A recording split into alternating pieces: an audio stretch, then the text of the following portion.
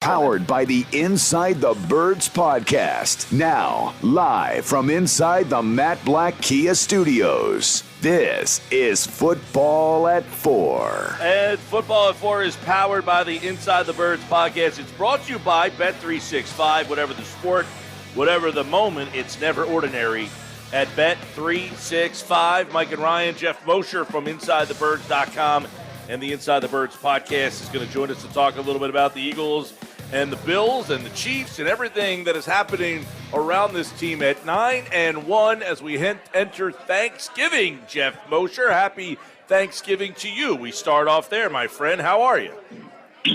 I'm good. Same to you guys. Happy Thanksgiving. I'm great.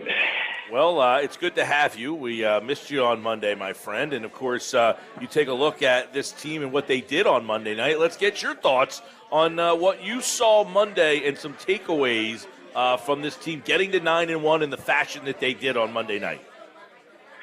Yeah, I think the consistent thing we talk about, Mike, is just how they make the one play or the two plays, or they just do the consistent thing that you need to do to win ball games.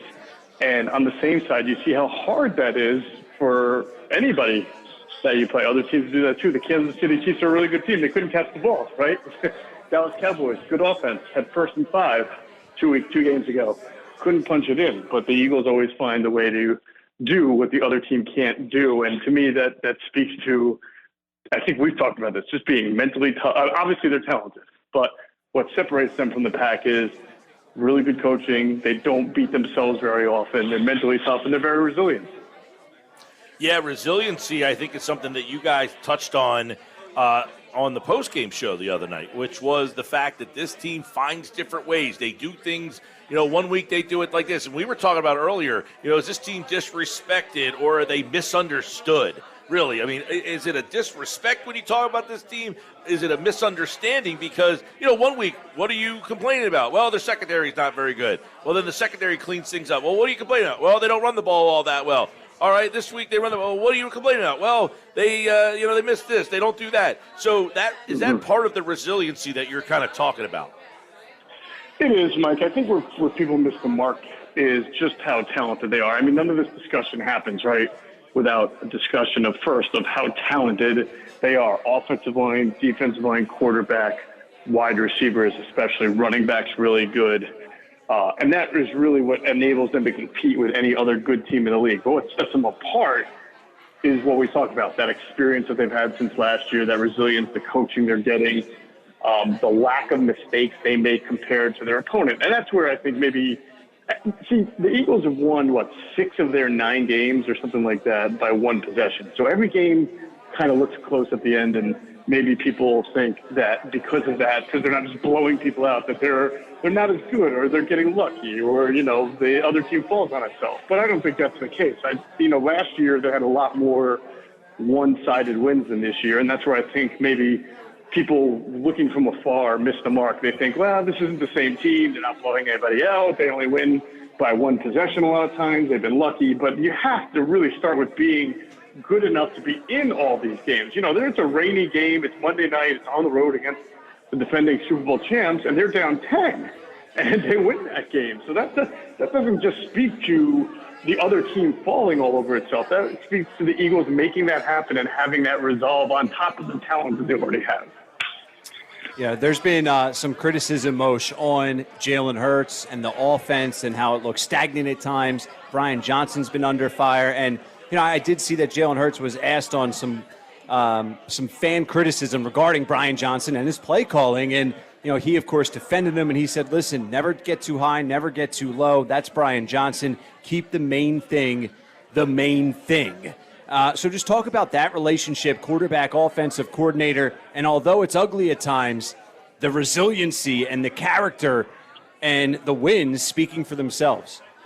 Yeah, and that's sort of, to me, I think this team takes on Jalen Hurts' attitude and his leadership and identity, even more so than the head coach. And I'm not bashing Nick on it here, but as we can see, Nick can be hot-headed. He can really bask in the moment. He obviously took delight in beating Kansas City at Kansas City and had something to say for the Chiefs fans on the way out. And that's fine. That's all good. It's especially good when you're winning. You know, I know that's kind of stuff can rub people the wrong way around the league especially if you start losing. But Jalen's not like that. He's a little bit more reserved, calm, and like you just said, keeping the main thing. And that's where I think the Eagles fall in line with that. I think they follow his lead on that more than anyone.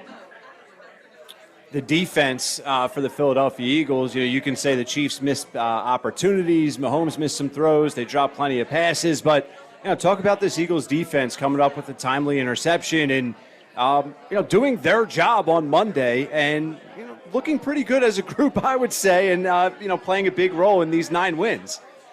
Yeah, I mean, stability is big, Ryan. You see Bradley Roby come back and just give you that experience in the slot.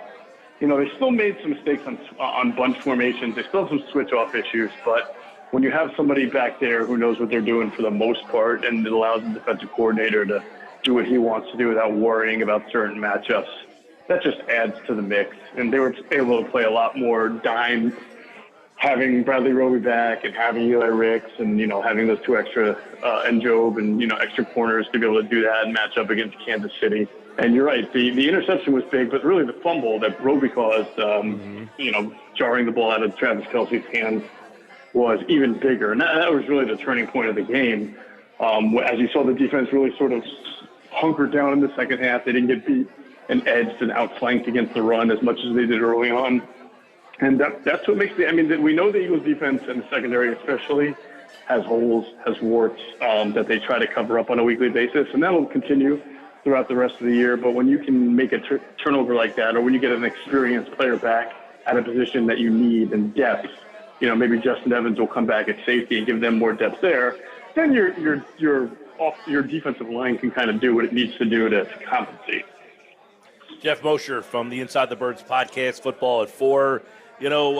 We played a clip earlier that basically suggested, hey, San Francisco, Dallas are more talented, but Philadelphia has Hurts, and there's your difference.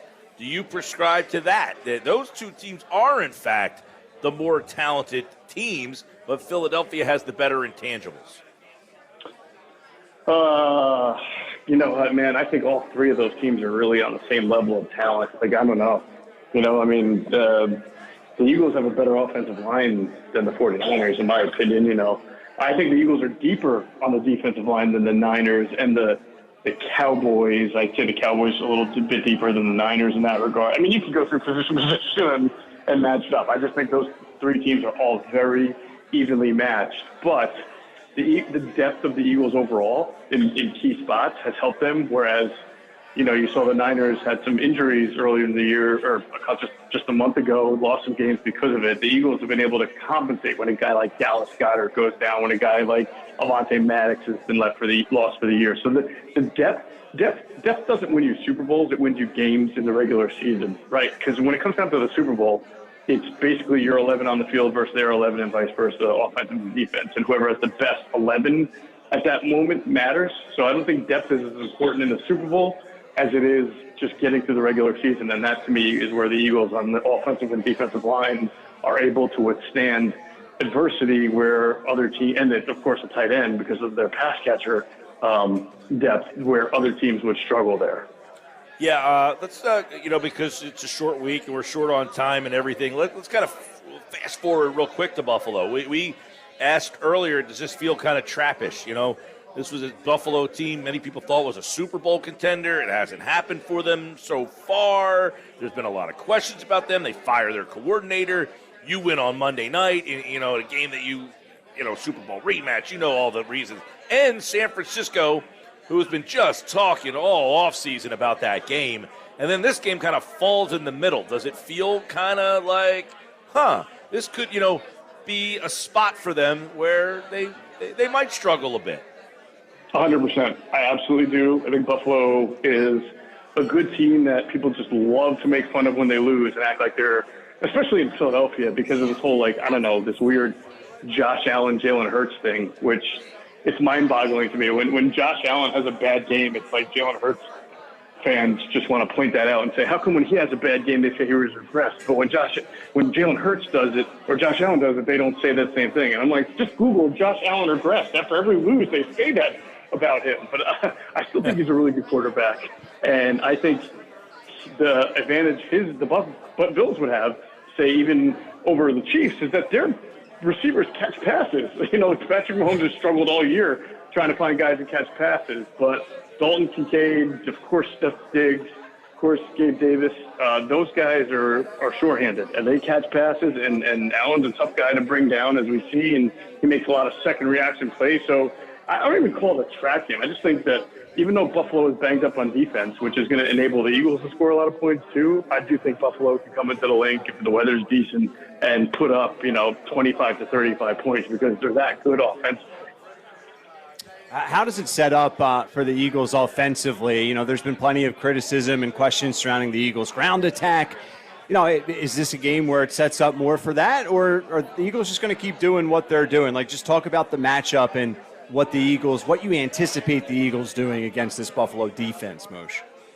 Yeah, that's, obviously it always starts with the Eagles trying to get pressure, right, and trying to force the issue and force quarterbacks into bad decisions. And, the problem is Josh Allen is so big and so fast that he can get away from pressure. So, ball control will help the Eagles to keep the ball out of Buffalo's hands, and that's how the Eagles have been this year anyway, offensively.